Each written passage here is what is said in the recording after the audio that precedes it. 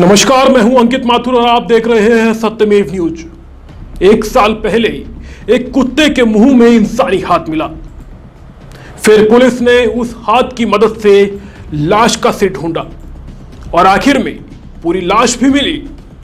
यह लाश एक जवान लड़की की थी जिसे अपने घर से करीब 300 किलोमीटर दूर इस बेरहमी से मारकर दफनाया गया था।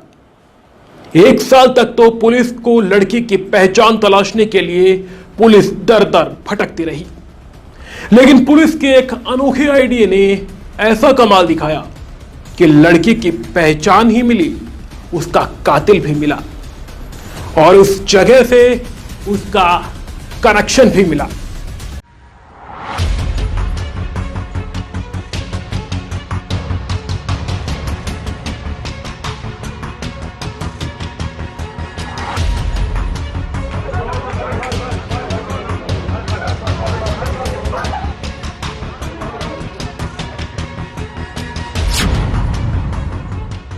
तेरह जून 2019 लोहिया गांव, मेरठ।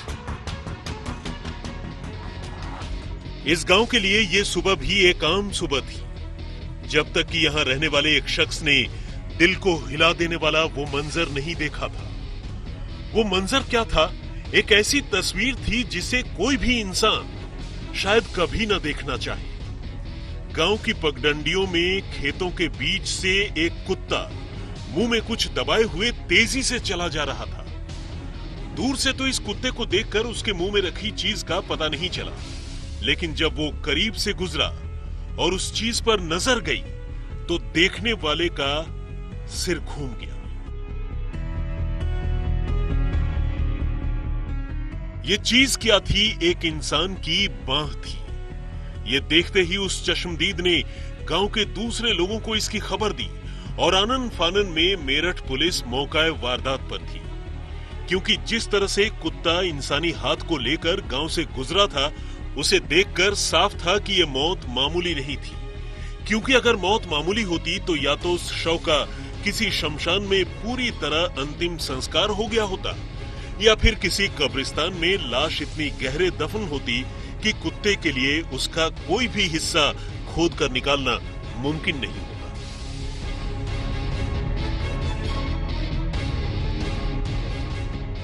गांव वालों के बताने पर पुलिस ने बगैर देर किए आसपास के इलाके की तलाशी लेनी शुरू कर दी। उनका शक सही निकला। यहीं रहने वाले शबीह अहमद के खेत में एक जगह मिट्टी खुदी हुई थी और इंसानी जिस्म के कुछ हिस्से मानो बाहर झांक रहे थे। गांव वालों की मदद से फौरन ही पुलिस ने उस जगह को खुदवाया और अंदर से एक लड़की की लाश निकली।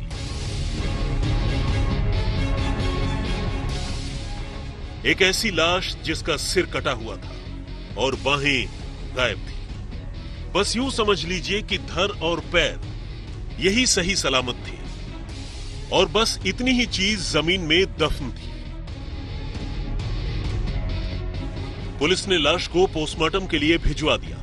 पहली नजर में इस सिर कटी लाश को देखकर यह कोई 20-25 साल की लड़की की लाश लग रही थी। इसके बाद पुलिस ने तफ्तीश की शुरुआत की। तफ्तीश गांव वालों से ही शुरू हुई। पुलिस ने गांव के तमाम लोगों से पूछताछ कर यह जानने की कोशिश की कि आखिर ये लाश किसकी हो सकती है, लेकिन जैसा कि आम तौर पर होता है, गांव में कोई भी या तो उस लाश के बारे में जानता नहीं था या फिर जानबूझकर कुछ बताना नहीं चाहता था। यहां तक कि वो शबी अहमद भी नहीं जिसके खेत में यह लाश दफनाई गई थी। जाहिर है मामला कत्ल का था और पुलिस को हर हाल में कातिल तक पहुंचना था। लिहाजा पुलिस पूछताछ कर गांव से चली तो गई, मगर उसने आसपास के तमाम इलाकों से गायब हुई लड़कियों के बारे में पता करना शुरू कर दिया। ये सिलसिला महीनों तक चलता रहा और मेरठ पुलिस सिर्फ अपने जिले में ही नहीं बल्कि आसपास के दूसरे जिलों से भी गायब हुई लड़कियों की लिस्ट खंगालती रही, मगर इस कोशिश में एक भी लड़की या उसके घर वाले ऐसे नहीं मिले जिनका वास्ता लोहिया गांव के इस बदनसीब वाकये से हो सकता था।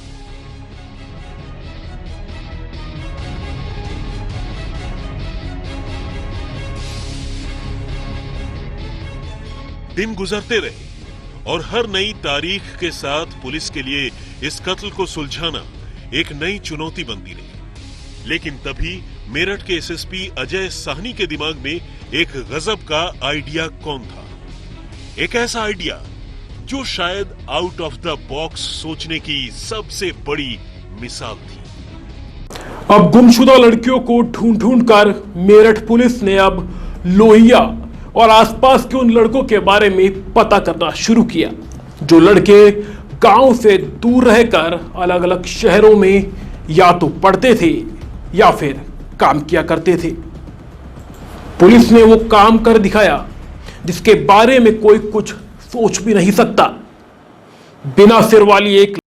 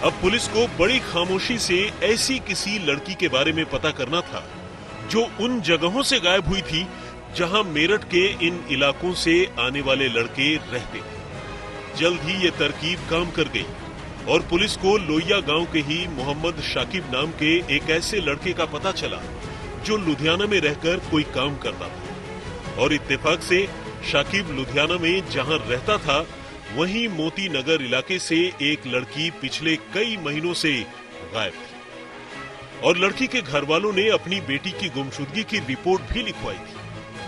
अब पुलिस को शाकिब और इस गायब लड़की के बीच रिश्ते का पता लगा।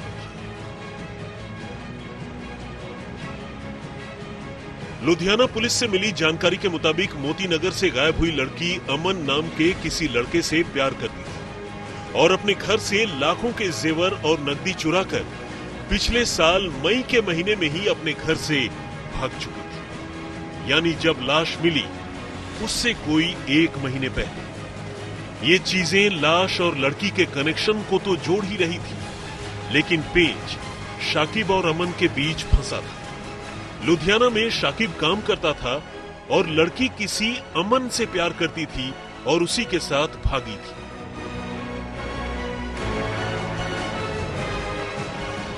पुलिस ने इस पेच को सुलझाने के लिए अब सीधे शाकिब को ही रडार पर लेने का फैसला किया। शाकिब अब पुलिस की हिरासत में था।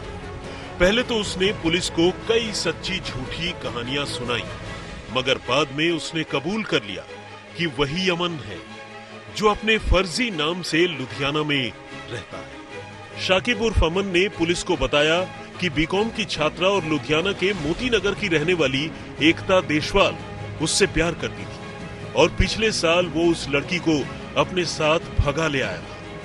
इसके बाद दोनों मेरठ के दौराला कस्बे में आकर करीब महीने भर एक किराए के मकान में पति पत्नी की तरह भी रहे। इसी बीच लड़की लगातार शाकिब उर्फ अमन से उसके घर जाने की जिद करती रही।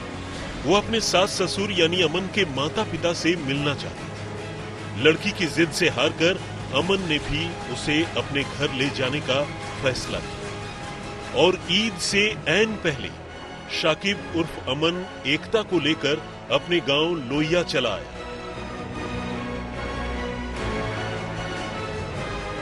लेकिन यहां पहुंचते ही लड़की पर अमन की सच्चाई मानो बिजली बनकर गिरी। असल में अमन वो नहीं था जो अब तक एकता समझ रही थी। अमन तो मोहम्मद शाकिब था, जिसका ताल्लुक एक दूसरे धर्म से था। एकता के लिए शाकिब उर्फ अमन की ये सच्चाई किसी बड़े झटके से कम नहीं थी, क्योंकि अब तक उसका आशिक उससे अपनी सच्चाई छुपाकर मिलता रहा। यहां तक कि उसकी बातों में आकर उसने अपने घर में ही चोरी की और अपने घर वालों को धोखा देकर अमन उर्फ शाकिब के साथ भाग गई। बस इसी बात को लेकर गांव पहुंचते ही एकता और शाकिब के बीच लड़ाई शुरू हो गई।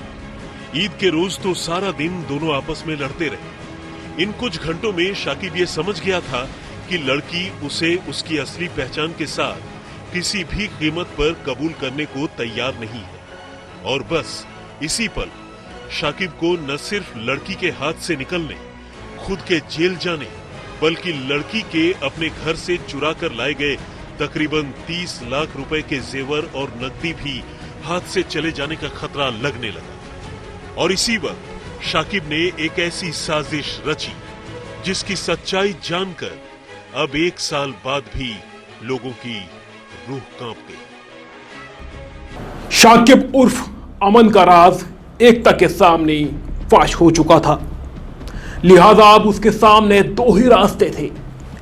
पहला, एक तो एकता के गुस्से और फिर होने वाली कार्रवाई का वो सामना करे, और दूसरा कि वो एकता को कुछ इस तरह रास्ते से हटाए कि पुलिस भी उस तक ना पहुंच सके।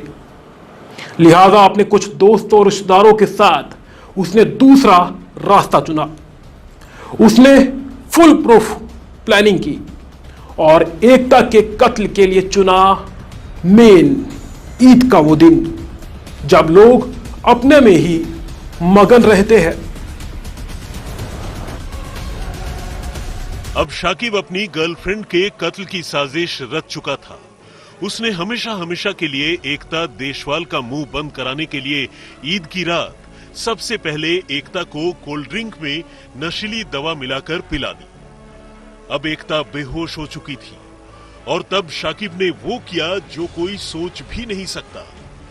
वो अपने कुछ दोस्तों और रिश्तेदारों की मदद से रात के अंधेरे में लड़की को गांव के सुनसान इलाके में लेकर गया और फिर गला रेत कर उसी लड़की की जान ले ली जो उस पर जान छिड़कती थी। दर्द और तकलीफ की शिद्दत देखिए कि शाकिब ने न सिर्फ उसका सिर काटकर धड़ से अलग कर दिया, बल्कि उसकी दोनों बाहें भी काटकर कहीं और फेंक दी, क्योंकि एकता ने अपनी बाहों में अपना और अपने आशिक अमन का नाम लिखवा रखा। और शाकिब को लगता था कि अगर ये बाहें पुलिस के हाथ लग गई तो शायद उसमें गुदे हुए टैटू की वजह से ही वो पकड़ा जाएगा। लेकिन आखिरकार अमन उर्फ शाकिब पकड़ा गया और शायद सबूत मिटाने की उन्हीं कोशिशों की वजह से पकड़ा गया जिसमें उसने एकता के सिर और हाथ काटकर उन्हें अलग फेंक दिया। पुलिस अमन को गिरफ्तार कर जब मौका वारदात पर लेकर गई तो उसने पुलिस वालों की ही पिस्टल छीनकर उन पर गोली चलाने की भी कोशिश की। जवाबी कार्रवाई में उसकी टांगों में 3 गोलियां लगी और फिर उसे जेल तो जाना ही पड़ा। आज के सलाखों में बस इतना ही। अगली बार कुछ ऐसे ही स्टोरी लेकर आपके सामने हाजिर होंगे। तब तक आप चौकन्ने रहिए, अपने आसपास होने वाले अपराध से सावधान रहिए। जय हिंद।